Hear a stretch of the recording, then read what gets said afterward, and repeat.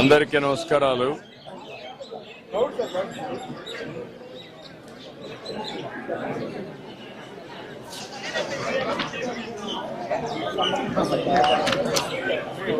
వినపడొస్తుంది? మీకేం రీసౌండ్ లేదు కదా? మీ మీడియాలో రీసౌండ్ ఏమైనా ఉందా? ఓకే, అందరికీ సైలెన్స్.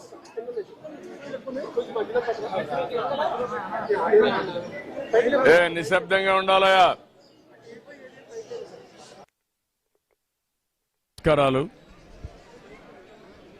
చాలా బాధాకరం, చాలా దురదృష్టకరం. నేను సంఘటన దగ్గరికి మాధవ్ గారు అందరు నాయకులు పోయి చూశాం. హృదయ విదారకమైనటువంటి సంఘటన. అది చూసినప్పుడు చాలా బాధ కలిగింది.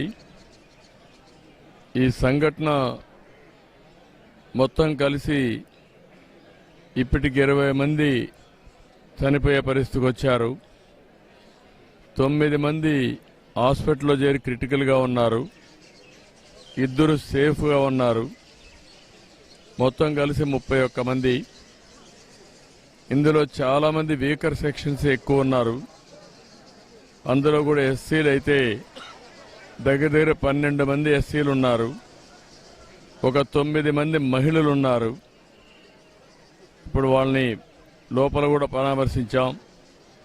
చాలా మంది పేదరికం, ఏదో కూలి పని చేసుకొని ఇల్లు గడపాలనే పరిస్థితి. అవన్నీ కూడా చూసిన తర్వాత జరిగిన సంఘటన పైన చాలా ప్రభుత్వం సీరియస్గా తీసుకుంటున్నాం. ఈ సంఘటన ఇటీవల ఒక సంఘటన జరిగింది. దానిపైన ఒక ఎంక్వైరీ వేశాం. ఎంక్వైరీ రిపోర్ట్ కూడా పంపించాం. యాక్షన్ తీసుకోమని చెప్పిన తర్వాత కూడా 2వ సంఘటన జరిగింది. ప్రభుత్వం ఫర్మ్గా ఉండి రాబోయే రోజుల్లో ఇలాంటి పునరావృతం కాకుండా చూడడానికి అన్ని విధాల యాక్షన్ తీసుకుంటాం. ఈ సంఘటన ఎంక్వైరీ చేసి అందరికీ అకౌంటబిలిటీ ఫిక్స్ చేస్తాం. ఎవరెవరు ల్యాప్సెస్ ఉన్నాయి, ఎక్కడెక్కడ ల్యాప్సెస్ ఉన్నాయి అన్ని కూడా ఫిక్స్ చేస్తాం. మొట్టమొదటిసారిగా అక్కడుండే ఆఫీసర్లు, ఆర్డీఓ కన్సర్న్, డిఎస్పీ, అదే మరి district labour officer, fire officer, వీళ్ళ 4 సస్పెన్షన్లో పెడుతున్నాం. సస్పెన్షన్లో పెట్టి భవిష్యత్తులో ఎంక్వైరీ చేసిన తర్వాత ఎక్కడ లాక్సిటీ ఉన్నా, ఎక్కడ తప్పు ఉన్నా వాళ్లపైన కూడా చర్యలు తీసుకుంటాం. రెండోది, మనుషులు కూడా కొంతమంది విచ్చలవిడితనానికి అలవాటు పడ్డారు. ఇలాంటి నేరాలు చేసి ప్రజా జీవితాలతో చెలగాటమాడే పరిస్థితికి వచ్చారు. వాళ్లపైన క్రిమినల్ ప్రాసిక్యూషన్ చేయడమే కాకుండా చట్టపరంగా వాళ్ళని ఏం చేయాలనో అరెస్టులే కాకుండా ప్రాసిక్యూషన్ చేపిస్తాం. వీలైనంత వరకు లైఫ్ ఇంప్రిజన్మెంట్ వచ్చేట్టుగా ప్రయత్నం చేస్తాం. ఇంకొక పక్కన వాళ్ళ ఆస్తులు కూడా జప్తు చేసి బాధితులకు అందరికీ ఎవరైతే చనిపోయారో వాళ్ళందరూ కూడా కుటుంబాలకు అప్పచెప్తాం. ఎందుకంటే వీళ్ళ ఇష్ట ప్రకారం చేయడానికి వీలు లేదు. అదే మరి ప్రభుత్వ పరంగా ఒక్కొక్కరికి 20 లక్షల రూపాయల ఆర్థిక సహాయం చేసి మృతులందరికీ 20 లక్షల రూపాయల ఆర్థిక సహాయం చేస్తాం. గవర్నమెంట్ ఆఫ్ ఇండియా 2 లక్షలు ఇచ్చారు. అది కాకుండా 20 లక్షలు ఇస్తాం. అదే మాదిరిగా వీళ్ళందరికీ ట్రీట్మెంట్ ఇస్తున్నాం. ఆ ట్రీట్మెంట్ అంతా ఖర్చు పెట్టి ఎవరైతే ఈరోజు ఇంజూర్ అయ్యారో వాళ్ళ పరిస్థితిని బట్టి వాళ్ళని ఆదుకుంటాం. కాబట్టి వాళ్ళని కూడా ఆదుకునే కార్యక్రమానికి శ్రీకారం చుడతాం. వీళ్లు కాకుండా ఎవరైతే వీళ్లలో కొంతమంది చిన్న పిల్లలున్నారు, చదువుకోలేని పరిస్థితి కూడా ఉంది, వాళ్ళందరినీ చదివించే బాధ్యత రెసిడెన్షియల్ స్కూల్స్లో పెట్టి ప్రభుత్వం తీసుకుంటాం. ఈ పేదవాళ్ళు ఎవరైతే ఉన్నారో, చనిపోయారో, వాళ్ళకి ఇళ్లు లేకపోతే ఇళ్లు కూడా కట్టించి వాళ్ళని ఆదుకునే కార్యక్రమానికి కూడా శ్రీకారం చుడతాం. కుటుంబాలను ఆదుకుంటాం. దోషుల్ని కఠినంగా శిక్షిస్తాం. ల్యాప్సెస్ అన్ని పునరావృతం కాకుండా ఫర్మ్గా యాక్ట్ చేసి అన్ని విధాలా ముందుకు పోతామని చెప్పి తెలియజేసుకుంటూ, నేను ఆ కుటుంబ సభ్యులు తేలేం కానీ ఆ కుటుంబాలను ఆదుకోవడానికి అన్ని విధాలా సహకరిస్తాం. ఎవరైతే చనిపోయారో ఆ కుటుంబ సభ్యులకు నా ప్రగాఢ సానుభూతి తెలియజేసుకుంటూ, చనిపోయిన వారందరూ కూడా ఆత్మశాంతి కలగాలని భగవంతుని ప్రార్థిస్తూ సెలవు తీసుకుంటున్నాను.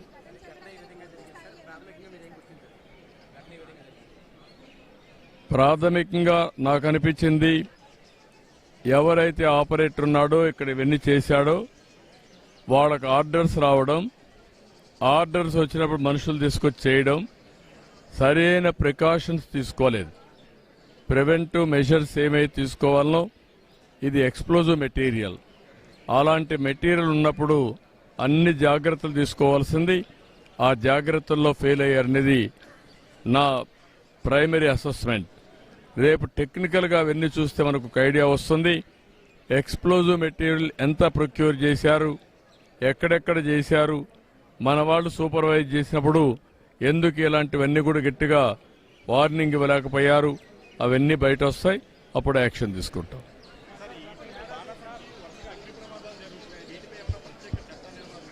ఏది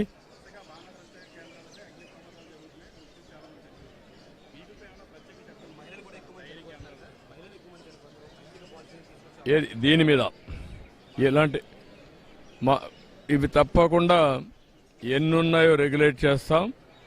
ఇప్పటికే ఒక ప్రొసీజర్ ఉంది, ఆ ప్రొసీజర్ కూడా చాలకుండా ఉంది.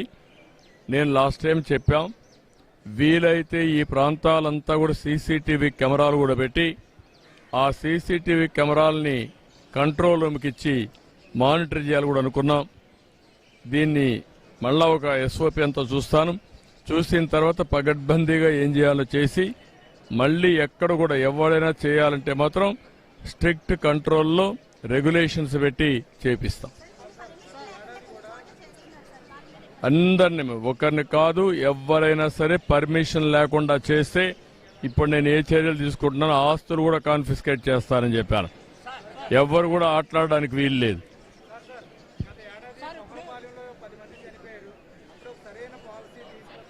అప్పుడు కూడా తీసుకొచ్చాం, ఆ పాలసీ కూడా సర్క్యులేట్ చేశాం. అందుకే నేను ఇప్పుడు సమీక్ష చేసి ఎక్కడెక్కడ తప్పులు జరిగాయో అవన్నీ కూడా ఎగ్జామిన్ చేసి యాక్షన్ తీసుకుంటాం. కొంత సీరియస్ గానే ఉంది, క్రిటికల్ గా ఉన్నారు, క్లోజ్ గా మానిటర్ చేస్తాం, అన్ని చర్యలు తీసుకుంటాం.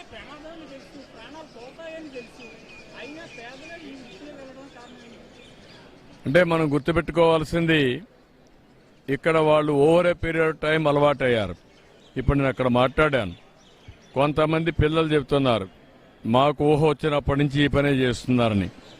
కొంతమంది 8-10 ఏళ్ల నుంచి చేస్తున్నారు. అదే మరి కొంతమంది అయితే భార్య భర్త ఇద్దరు కూడా పోయిన ఉన్నారు. ఇలాంటి అనేక సంఘటనలు మనం చూసినప్పుడు వాళ్ళకి ఇక్కడ 10 రూపాయలు ఎక్కువ వస్తుంది కాబట్టి అదొకటి ఉండొచ్చు. వాళ్ళ అవసరాలు బట్టి ఆ టెక్నిక్ నేర్చుకున్నారు కాబట్టి ఎక్కడ ఉంటే అక్కడ పనిచేసే పరిస్థితికి వచ్చారు.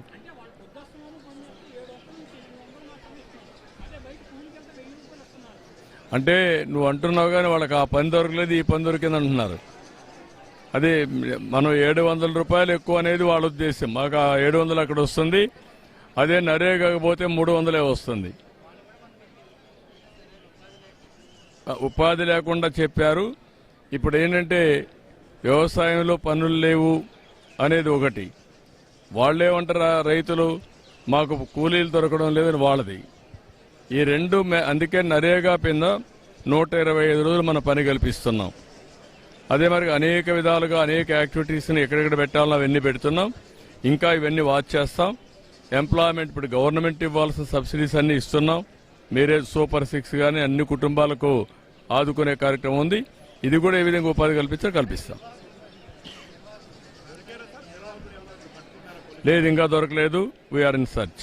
ఎక్కడున్నా పట్టుకొస్తాం, వదిలిపెట్టే సమస్య లేదు.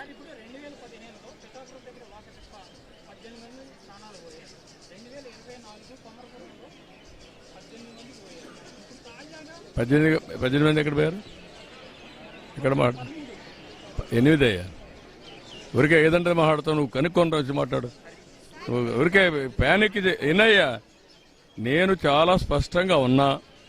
నువ్వు కనుక్కొని కరెక్ట్గా నెంబర్ మాట్లాడండి, నేను సమాధానం చెప్తాను. కానీ ఫేక్ నెంబర్ తీసుకొచ్చి మాట్లాడదండి, కరెక్ట్ కాదు. అన్ని భరోసా డెఫినెట్గా ఇస్తా, అన్ని విధాల చర్యలు తీసుకుంటా.